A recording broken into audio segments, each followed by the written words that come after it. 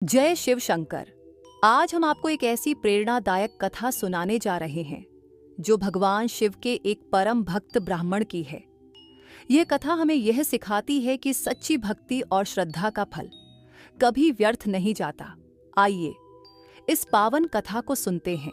एक गांव में भगवान शिव का एक परम भक्त ब्राह्मण रहता था। वह बहुत गरीब था।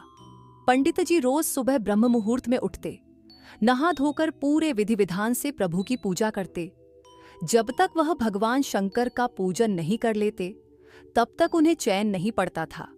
पंडित जी को जो कुछ भी दान दक्षिणा में मिलता उसी से अपना गुजारा करते थे। गरीब होने के बावजूद वह बहुत ज्यादा दयालु थे। जब भी उसे कोई जरूरतमंद मिल जाता तो वह अपनी क्षमता के अनुसार उसकी मदद जरूर करते थे। शिव के परम भक्त ब्राह्मण देवता गरीबी का जीवन व्यतीत कर रहे थे, लेकिन फिर भी अपने जीवन से संतुष्ट थे।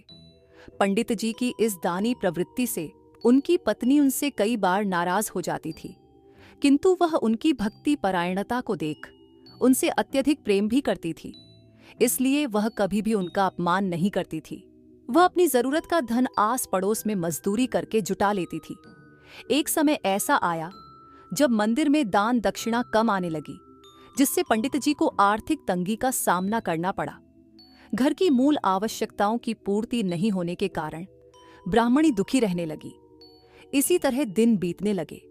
एक दिन महाशिवरात्रि का दिन आया। उस दिन भी पंडित जी हमेशा की तरह ब्रह्म मुहूर्त में उठकर स्नान करने के लिए नदी की ओर चल दिए। संयोग से उस समय उस राह से मां पार्वती और भगवान शंकर गुजर रहे थे। अचानक से मां पार्वती जी की नजर पंडित जी पर पड़ी। आज पंडित जी महाशिवरात्रि को लेकर उतने उत्साहित नहीं थे जितने कि अक्सर हुआ करते थे। मां पार्वती जी को बात समझते देर नहीं लगी। उन्होंने भगवान शिव से कहा, भगवान, ये ब्राह्मण देवता प्रतिदिन आपकी उपासना करते हैं, फिर भी आपको इसकी चिंता नहीं है। मां पार्वती जी की बात सुनकर भगवान शिव बोले, देवी, अपने भक्तों की चिंता मैं नहीं करूंगा तो कौन करेगा? ये सुनकर पार्वती बोली, हे देव, तो फिर आपने अब तक उसकी सहायता क्यों नहीं की? भगवान शिव बोले, देवी, आप निश्चिंत रहिए। अब तक उसने जितने बिल्वपत्र शिवलिंग पर चढ़ाए हैं, आज रात्रि में वही बिल्वपत्र उसे धनपति बना देंगे। ये बातचीत करके मां पार्वती और भगवान शिवजी तो चल दिए, किंतु उसी समय उस राह से एक व्यापारी गुजर रहा था। उसने छुपकर भगवान शिव और मां पार्वती की यह सारी बातें सुन ली।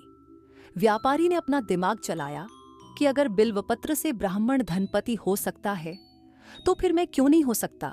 ये सोचकर वह ब्राह्मण के घर पहुंच गया और ब्राह्मण से बोला, पंडित जी, आपने अब तक जितने भी बिल्वपत्र शिव पूजन में चढ़ाए हैं वह सब मुझे दे दीजिए। बदले में मैं आपको 100 स्वर्ण मुदाएं दूंगा। पंडित जी ने अपनी पत्नी से पूछा तो वह बोली, पुण्य का दान ठीक तो नहीं है, किंतु हमें धन जरूरत है, इसलिए दे दीजिए।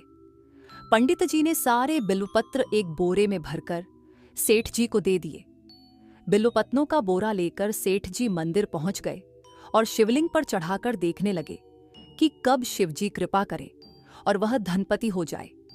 प्रतीक्षा करते करते सेठ जी को आधी रात हो गई। सेठ जी चमत्कार देखने के लिए बहुत उतावले हो रहे थे। आखिर तीसरा पहर गुजरने के बाद सेठ जी के सब्र का बांध टूट ही गया और क्रोध में आकर सेठ जी शिवलिंग को झकझोरने लगे। अब चमत्कार हुआ। सेठ जी के हाथ शिवलिंग से ही चिपके रह गए। उन्होंने बहुत प्रयास किया किंतु हाथ हिले तक नहीं। थक हारकर सेठ जी भगवान शिव से क्षमा याचना करने लगे तो भगवान शिव बोले, लोभी सेठ, जिस ब्राह्मण से तूने ये बिल्वपत्र खरीदे हैं, अब उसे 1000 स्वर्ण मुद्राएं दो, तब जाकर तेरे हाथ खुलेंगे। प्रातःकाल जब पंडित जी पूजन के लिए आए तो देखा कि सेठ शिवलिंग पर हाथ चिपकाकर रो रहा है। उन्होंने पूछा तो सेठ बोला, पंडित जी, शीघ्रता से मेरे बेटे को 1000 स्वर्ण मुद्राएं लेकर मंदिर में आने को कहिए। पंडित जी ने सेठ के बेटे को बुलाया और सेठ ने वह स्वर्ण मुद्राएं ब्राह्मण को दिलवा दी और सेठ मुक्त हो गया। ब्राह्मण परिवार में समृद्धि आ जाती है। वे भगवान शिव का धन्यवाद करते हैं। अब मां पार्वती भगवान शिव से पूछती हैं, हे नाथ, आपने अब तक अपने भक्त को कोई धन नहीं दिया। भगवान शिव बोले, देवी, मेरे पास कहां धन है जो दूंगा।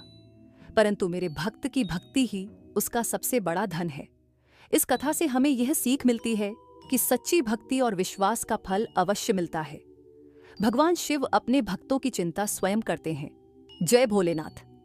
अगर आपको यह कहानी पसंद आई हो तो हमारे चैनल को सब्सक्राइब करें, वीडियो को लाइक और शेयर करें।